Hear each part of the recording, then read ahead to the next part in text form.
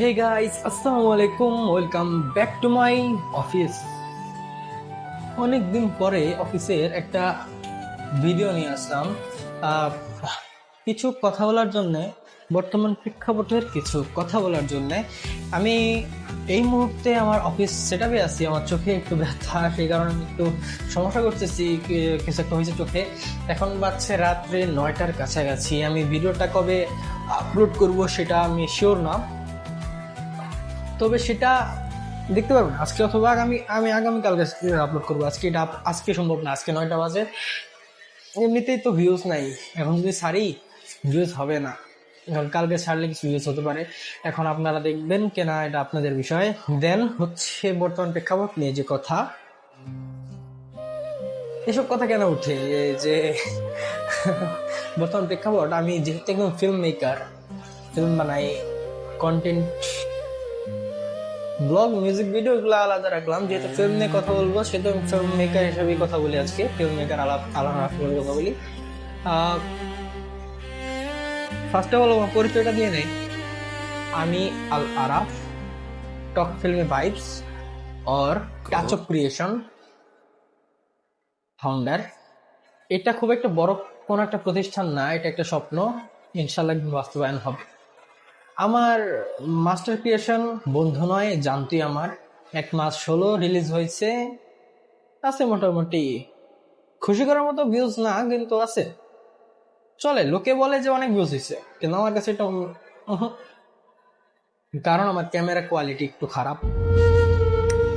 10,000 টাকার একটা ফোন, সেটাই আমার এখন ডিসপ্লে ফেটে গেছে, তো আমি ডিসপ্লে কিছু করতে পারতেছি না। এখন যে অনেকে বলে আমার দামি ফোন কিনতে বা দামি ক্যামেরা কিনতে, আমি আসলে কারো সাপোর্ট নাই, আমার নিজেরটা নিজের করতে হইতেছে। এই যে একটা মাইক্রোফোন, একটা স্ট্যান্ড, একটা ইনফ্যাক্ট এই ফোনের যে দাম 10,000 টাকা, এটার মধ্যে অর্ধেক টাকাটা আমার নিজের। দেন এই সামান্য একটা জিনিস নিয়েই আমি আগাচ্ছি আর কি। এখন বাকিটা আপনাদের সাপোর্টের উপরে। তো বন্ধুরা, জানতে পারে গল্পটা আপনারা দেখবেন, আপনারা ডিরেকশনটা দেখবেন, আপনারা অ্যাক্টিংটা দেখবেন, যে এটা কত লেভেলের একটা মাস্টার ক্রিয়েশন হতে পারে। এই সামান্য একটা 10,000 টাকার ফোনে শ্যুট করে, এই 10,000 টাকার ফোনে এডিট করে আবার এটা দিয়েই আপলোড করা হয়েছে। আমাকে কিন্তু কেউ হেল্প করে নাই। এই যে আপনারা এত সুন্দর অভিনয় দেখছেন সবার,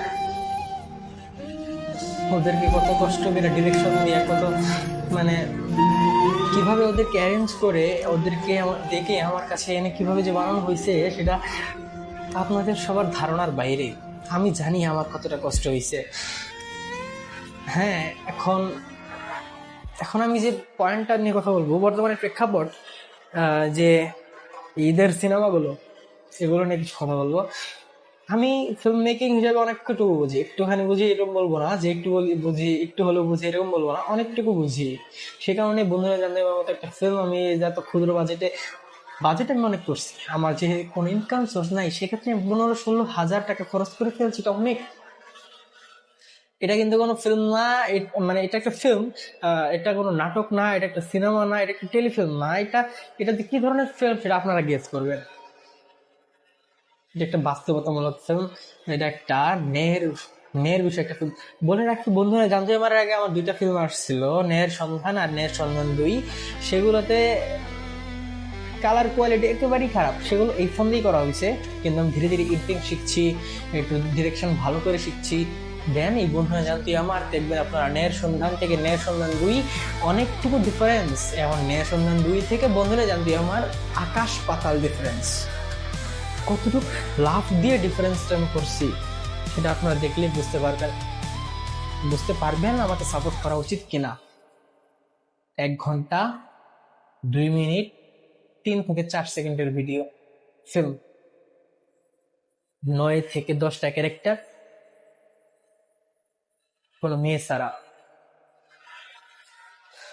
সো আলহামদুলিল্লাহ। সো বর্তমানে টপিকটা হচ্ছে ঈদের ফিল্মগুলো, প্রিন্স, রাক্ষস, দম, তারপরে আরো অনেকগুলো আছে। এই 3টা মূলত প্রিন্স, রাক্ষস এবং দম, এই 3টা মূলত বেশি ভাই ক্রিয়েট করে আছে। মানে 3টেই তো মানে শাকিব খান মেগা স্টার আর বাকি 2জন সুপারস্টার। কিন্তু কিন্তু আলোচনার মূল প্রেক্ষাপট হচ্ছে আহ, এখানে শাকিব খান, আফরান নিশো, সিয়াম আহমেদ, এই তিনজনকে গুলিয়ে ফেলা যাবে না। গুলিয়ে ফেলা যাবে না। আপনারা পুরো কথা না শুনে কোনো কমেন্ট করবেন না। পুরো কথা শুনে কমেন্ট করবেন, অবশ্যই কমেন্ট করবেন, লাইক করবেন, অবশ্যই কমেন্ট করবেন। আমি বলতে চাচ্ছি শাকিব খানের যে action action romance, dance, dialogue, then voice outing, dialogue যে দেন উনি, দেন ওনার যে অ্যাক্টিং, স্ক্রিমিং যে পাওয়ারটা, সেটা কিন্তু বাকি দুজনের নাই। কাছাকাছি আছে, কিন্তু আপনারা খেয়াল করলে বুঝবেন ডিরেক্টর এখন একটা সিনেমা খারাপ হওয়ার পেছনে, সিনেমার গল্প খারাপ হওয়ার পেছনে, সিনেমার এডিটিং খারাপ হওয়ার পেছনে কিন্তু নায়কের দোষ থাকে না, দোষ থাকে না। সেখানে আপনারা বলছেন শাকিব খানের মানে উল্টাপাল্টা ভাষা দিয়ে। আমি একটা ফেসবুক পেজের বা গ্রুপের পোস্টের কমেন্টে দেখলাম প্রিন্স উল্টাপাল্টা কথা। আমি কোনো সাকিব বিয়ান না, নিশোর ফ্যান না, সিয়াম আহমেদের ফ্যান না, বা কারোর শত্রু না, কারোকে হেট করি না, এরকম না। আফরান নিশো কেবল দুটো সিনেমা করে 3য় নম্বর সিনেমা দম দিচ্ছে। সিয়াম আহমেদেরও খুব একটা অভিজ্ঞতা নাই। অভিজ্ঞতা প্রেক্ষিত বলবো না, আপনারা দেখলেই বুঝতে পারবেন যে শাকিব খানের কি নিখুঁত অভিনয়টা দেখতে হবে। যেমন এখন যদি প্রিন্সের কালার গ্রেডিং, দেন ডিরেকশন, যেমন কিছু কিছু ওই যে ভিএফএক্স, বিজিএম, ব্যাকগ্রাউন্ড মিউজিক, যেগুলা এসএফএক্স এর কাজগুলা, এগুলো কি শাকিব খানের হাতে? জাস্ট টিজারটা দিছে, এখন দেখবেন আপনারা যে ফিল্মতে কি হয়। ফিল্মে অবশ্যই ভালো হবে, আমি বলছি ফিল্মে অবশ্যই এই খুঁতগুলো তুলে নিখুঁতভাবে রিলিজ করা হবে, আমার বিশ্বাস। কিন্তু রাক্ষস, দম এগুলোর গল্প ভালো আছে, ট্রেলার ফার্স্ট লুক দেখে বোঝা যায়।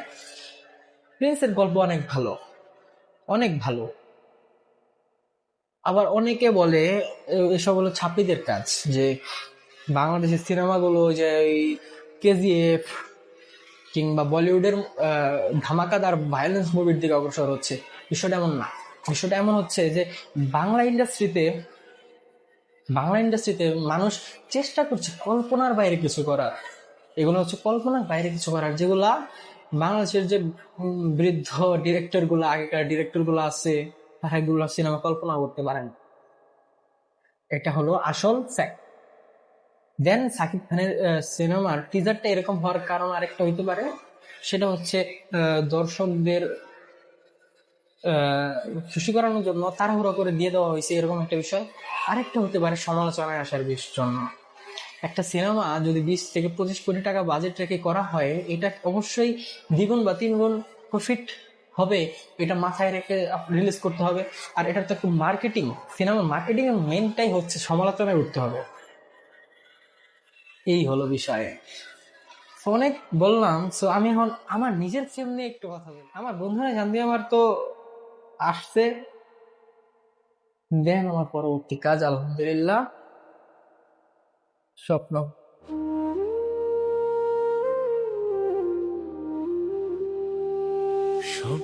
জানি না এটা কতটুকু দেখা যাচ্ছে আপনাদের, কিন্তু এটা আমার আরেকটা স্বপ্ন। বন্ধনে জানতে আমার থেকে এটা এক্সট্রিম লেভেলের একটা ফিল্ম, কিন্তু বন্ধনে জানতে আমার মতো অত লং হবে না, এটা 20 থেকে 30 মিনিটের মধ্যে সীমাবদ্ধ হবে। আর দেন এই ফিল্মের স্ক্রিপ্ট রেডি। দেখেন কত ইউনিক ভাবে, স্টাইলিশ ভাবে স্ক্রিপ্টটা রেডি করছি। স্বপ্ন এই যে, এ হচ্ছে স্ক্রিপ্ট। আর বন্ধুরা জানতে আমার যারা যারা দেখেন নাই, তারা তারা অতি শীঘ্রই বন্ধুরা জানতে আমার দেখে নেবেন। আর আমরা আশা করব যে এরূপ পাগলের মতো কথা বলবো না, কোনো নায়ককে দোষ দিব না আমরা কোনো সিনেমার জন্য, না, সম্ভব নয় এটা। নায়কের কোনো দোষ নেই, সিনেমা কিছু একটা হলে, সিনেমা উল্টা পাল্টা হলে আমরা দেখব নায়কের অভিনয় কেমন হচ্ছে, গল্প অনুসারে নায়ক খাপ খাইয়ে নিতে পারছে কিনা। সেটা হচ্ছে আসল নায়ক। এখন ডিরেক্টর যদি বাজে একটা গল্প দেয়, ওই বাজে গল্প অনুসারে যদি ওই অভিনেতাটা ওই লেভেলের অভিনয় করতে পারে, সেই অভিনেতাটা কিন্তু ভালো একটা অভিনেতা। অভিনেতা যদি ভালো অভিনয় করে ডিরেক্টরের ডিরেকশন অনুযায়ী, তাহলে সে, আশা করবো আপনাদেরকে বোঝাতে পারছি। আর এসব বাদ, আপনাদের দেখতে হবে না। এই ঈদে দেখে নিন, বন্ধুরা জানতে এবার দেখে নিন আরেকবার, মজা পাবেন। আমি এবার ঈদে ফিল্ম দেখতে যেতে চাইছি। এর আগে আমি সিনেমা হলে যায় দেখি নাই, ইউটিউবে দেখা হয়েছে বা গুগলে দেখা হয়েছে। স্বপ্ন আসতেছে, স্বপ্নের কাজ চলতেছে, খুব তাড়াতাড়ি স্বপ্ন চলে আসবে। বন্ধুরা জানতে এবারের মধ্যে তো দেরি হবে না ইনশাআল্লাহ। তো পাশে থাকুন, টাচ অফ ক্রিয়েশনকে পূর্ণ সাপোর্ট দিন, আমার জন্য দোয়া করবেন। মানে অনেক লেভেলের টেনশন নিয়ে ঘুরতেছি, অনেক চাপ নিয়ে ঘুরতেছি, জানি না আল্লাহ কি দিবে, কতটুকু সফলতা অর্জন করতে পারবো, বাকিটা আপনাদের হাতে। সো এই পর্যন্তই, আসসালামু আলাইকুম।